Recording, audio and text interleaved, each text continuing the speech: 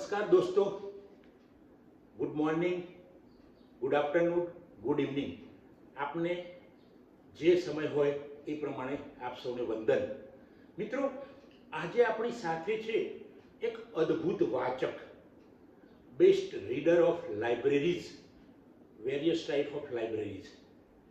મિત્રો, જેને કંઈ જરૂર નથી હોતી છતાં પણ અઢળક પુસ્તકો વાંચી નાખે છે અને એ નવી જનરેશન માટે, યુવાનો માટે, ભણતા વિદ્યાર્થીઓ માટે ઉદાહરણરૂપ બની જાય છે, પ્રેરણા સ્ત્રોત બની જાય છે. એવી જ રીતે આજે આપણી સાથે છે પોડકાસ્ટ પર દીપકભાઈ ગોહેલ. દીપકભાઈ ગોહેલ એક સારા રીડર, હું તો એવું કહું છું કે બેસ્ટ રીડર છે, વાચક છે. ઘણા બધા પુસ્તકો વાંચ્યા હશે. હું મારા મોઢેથી કહું એના કરતાં એમનો જે વાંચનનો અનુભવ છે, પુસ્તક પ્રેમ છે, વાંચન પ્રીત છે, એના વિશે એમની જોડે થોડીક ચર્ચા કરીશું. મિત્રો, દીપકભાઈ આપનું હાર્દિક સ્વાગત છે. નમસ્કાર. હા, દીપકભાઈ આપ બહુ સરસ વાચક છો તો મને ખબર જ છે, પણ આપ જનરલી કેટલા દિવસે લાઇબ્રેરીમાં જતા હોય છો? સર, મારે દર રવિવારે લાઇબ્રેરીમાં જવાનું થાય છે. હા, દર રવિવારે લાઇબ્રેરીમાં જવું એટલે મારા જે 5 એકાઉન્ટ છે, 5 એકાઉન્ટની 5 બુક્સ હું લેતો આવું અને સોમથી શનિ સુધીમાં 5 બુક વાંચી નાખવાની. 5 બુક વાંચી નાખવાની અને રવિવારે ફરી નવી 5 લઈ આવવાની. Very good, very good. એટલે આ સતત વાંચન ચાલતું જ રહે મારે. Very good. હવે કઈ કઈ લાઇબ્રેરીમાં આપ જાઓ છો? ક્યાં, કયા શહેરમાં? હું આપણે ગાંધીનગરમાં સેક્ટર 17માં લાઇબ્રેરી છે, ત્યાં મારા 2 એકાઉન્ટ છે અને સેક્ટર 21માં 3 એકાઉન્ટ છે. ટોટલ 5 એકાઉન્ટ છે. ત્યાં દર રવિવારે મારે જવાનું હોય અને બુક્સ લાવવાની હોય. બરાબર, બરાબર. હવે આપ કહો છો કે 5 બુક દર અઠવાડિયાની હું લાવું છું ને વાંચી લઉં છું, તો આ જે 5 બુકનો વાંચન શોખ કેવી રીતે જાગૃત થયો તમને? એ જરા વિદ્યાર્થી યુવાનોને બરાબર ભારપૂર્વક કહેશો તો પ્રેરણા મળશે એમને. એટલે મને જનરલી પહેલેથી જ સાહિત્યનો શોખ હતો. જ્યારે હું ભણતો ત્યારે બી મને જે સાયન્સ છે, મેથ્સ છે, એ સબ્જેક્ટ કરતાં સાહિત્યના સબ્જેક્ટ વધારે ગમતા હતા. ગુજરાતી, અંગ્રેજી, હિન્દી, એસએસ છે, આ બધા હિસ્ટરીના બધા સબ્જેક્ટ ગમતા હતા. એટલે પહેલેથી મારી રુચિ સાહિત્યમાં વધારે હતી. બરાબર. અને મને એની જાણ પહેલેથી થઈ ગયેલી હતી. એટલે પછી મારા એ સાહિત્યનો જે પ્રેમ હતો એ આગળ જતાં વધતો ગયો. અને મારી લગભગ આ સાહિત્યની યાત્રા 42 વર્ષથી ચાલુ છે. 1984માં મેં વાંચવાનું ચાલુ કરેલું, જ્યારે 10મા ધોરણની પરીક્ષા આપી હતી. આજે 42 વર્ષ થયા, હજુ શોખ ચાલુ જ છે અને મારા બધા એકાઉન્ટ ચાલુ જ છે અને નિયમિત મારા વાંચવાનું ચાલુ જ છે. Very good. અને આ મૂળ આપનો વિષય કયો, અભ્યાસનો વિષય કયો હતો આપનો? કોમર્સ, સાયન્સ, આર્ટ્સ કે કયું હતું? મેં બીકોમ કરેલું છે. મિત્રો, બીકોમ કરેલી વ્યક્તિ જો સાહિત્યમાં રસ ધરાવ્યો, મોટિવેશનલ બુકમાં રસ, મોટિવેશનલનો રસ ખરો તમને? મોટિવેશનલ ખરી. મારે મોટિવેશનલ બુકમાં આપણે જે ઓશોની બુક મેં વાંચેલી છે. પછી આપણે ગુજરાતી સાહિત્યમાં ગુણવંત શાહ છે, ભૂપત વડોદરિયા છે, મોહમ્મદ માંકડ છે, આ બધાની ખૂબ સારી મોટિવેશનલ બુકો છે. એ બધી વાંચો તો તમને ઘણું બધું જાણવા મળશે અને જીવન પ્રત્યે પ્રેમ જાગશે. એ સરસ બુકો વાંચવા જેવી છે. મારી આપે કોઈ બુક વાંચી છે? તમારી મેં બધી બુકો વાંચેલી છે. તમારી નવલકથા વાંચી છે, કાવ્ય સંગ્રહ વાંચ્યા છે, તમારી જે એજ્યુકેશન લગતી બુકો છે એ બધી વાંચી. બરાબર. એમાં તમને કઈ કઈ બુકમાં રસ પડ્યો, વધુ સારી લાગી, કંઈ ખરું કે એવું કંઈ ખરું? એમાં તમે જે લખેલી છે ડૉક્ટર બાબાસાહેબ આંબેડકરની, એ બુકમાં બિંદુથી સિંધુ સુધી, એ બુક મને વધારે ગમી છે. કારણ કે એનું એડિટિંગ બી મેં કરેલું છે અને એમાં મેં એક પ્રસ્તાવના બી લખેલી છે. એમાં તમે ખૂબ સરસ બાબા સાહેબનું જીવન ચરિત્ર આલેખ્યું છે એટલે મને બહુ ગમી છે.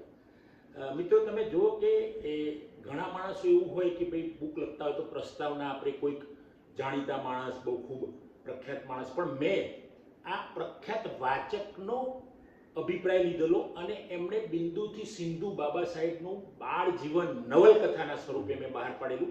એમાં એ પોતે પ્રસ્તાવના લખનાર દીપકભાઈ ગોહેલ છે. એટલે દીપકભાઈનું વાંચન એટલે તમે માનશો ને, એકવાર મારી સાથે જીમમાં આવેલા, મેં કીધું દીપકભાઈ તમે બેસો, પણ જીમમાં નાનકડી લાઇબ્રેરી હતી FSWમાં, તો દીપકભાઈ ત્યાં બેસી ગયા અને લગભગ 100 પાનાની બુક એમણે પોણા કલાકમાં પૂરી કરી દીધી અને એ બુક વિશેનું વર્ણન મારા આગળ કર્યું. મિત્રો, તો આવા વાચકો હોય, તમે પણ પ્રેરણા લો દીપકભાઈ પાસેથી. દીપકભાઈ, જીવન દરમિયાન લગભગ તમે 84 થી વાંચન ચાલુ કર્યું, વાંચન યાત્રા, બરાબર. આ વાંચનની જે જ્ઞાન યાત્રા છે એ ચાલુ કરી, તો અત્યાર સુધીમાં કેટલા પુસ્તકો વાંચ્યા છે? એવી ચોક્કસ ગણતરીઓ ના થાય પણ લગભગ 8 થી 10 હજાર જેવી બુક વાંચી હશે. 8 થી 10,000. મિત્રો વિચારો, વિદ્યાર્થી મિત્રો જે કોમ્પિટિટિવ એક્ઝામ આપતા હોય, વિચારો, તમે જે ભણતા હોય યુવાનો, વિચારો કે દીપકભાઈ પાસેથી કેવી પ્રેરણા લેવા જેવી છે. અને આ વાંચન કરવાથી તમારા અંદર જે બદલાવ, પોઝિટિવ નેગેટિવ, એવો કંઈ બદલાવ લાગતો હોય છે? એટલે અમુક વખતે શું થાય કે આપણે જે જિંદગીમાં સ્ટ્રેસ આવતો હોય આપણને, અમુક વખતે આપણે જીવન પ્રત્યે કંઈક આપણે નફરત જતા હોઈએ, તો એમાંથી આપણે થોડુંક જીવનમાં જીવવાનું બળ મળતું હોય છે. જે બુકો હોય છે એમાં અમુક પ્રસંગો હોય છે, મોટિવેશનલ બુકો હોય છે, એમાંથી આપણને ઘણું જાણવા મળતું હોય છે અને જીવન હિંમત મળતી હોય છે કે ના, નાસીપાસ થવું ના જોઈએ, પણ જીવનમાં જે મુશ્કેલી આવી પડી હોય એનો સામનો કરવો જોઈએ. બિલકુલ બિલકુલ. એટલે આ બુક્સ તમને એ સમજાવે છે કે ભાઈ આ બધી બુક્સ તમે રિલિજિયસ અથવા તો સ્પિરિચ્યુઅલ બુક પણ વાંચી હશે? હા, વાંચી છે. હા, સ્પિરિચ્યુઅલ બુક પરથી આમ લાગ્યું કે ના ભાઈ કંઈક આમ જીવનમાં કંઈક બદલાવ આવશે એવું? હા, ચોક્કસ લાગે. હા. અને આમાં શું છે, મારો કોઈ એવું પર્ટિક્યુલર એક જ સાહિત્ય પ્રકારનું વાંચનનો શોખ નથી. હું તમામ પ્રકારની બુક્સ વાંચું છું, એટલે એવું કોઈ નથી કે આ એક જ આપણે સબ્જેક્ટને ધ્યાનમાં રાખવાનું. મને બધા પ્રકારના સાહિત્ય પર પણ વાંચતો હોઉં છું. બરાબર બરાબર.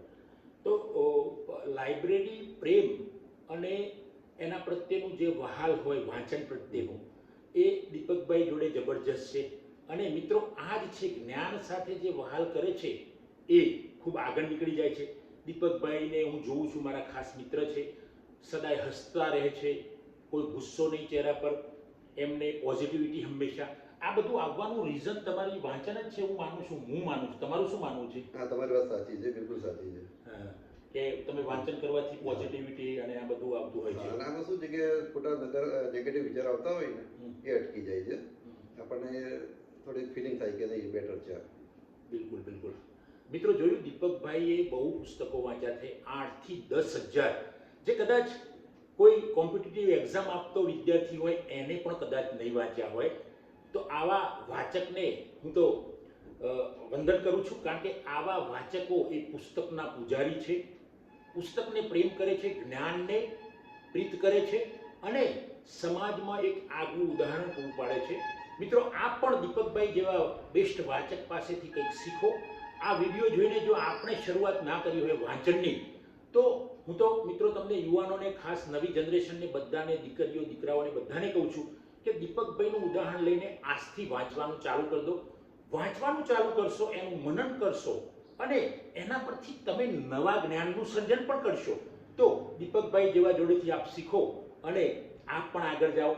જો આપ વાંચવાનું શરૂ કરી દેશો અને ખરેખર વાંચશો મન લગાડીને, તો સફળતા તમારા કદમો ચૂમી લેશે. કારણ કે વાંચન